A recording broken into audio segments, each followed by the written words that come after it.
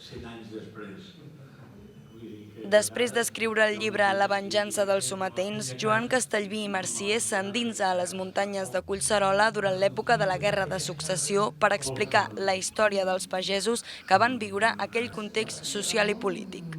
Un relat que té lloc molt a prop de Molins de Rei, tot i que no té res a veure amb la vila que coneixem actualment.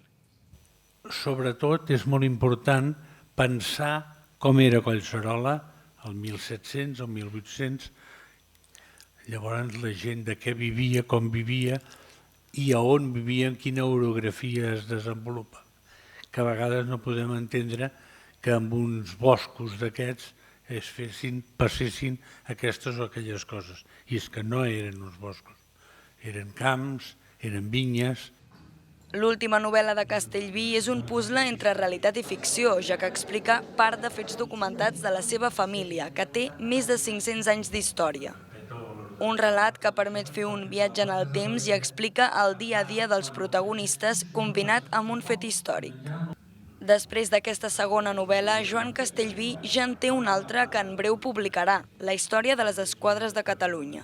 Però les ganes d'escriure de Castellví no acaben aquí, perquè també assegura que vol escriure una novel·la sobre el pas de Carles V per Molins.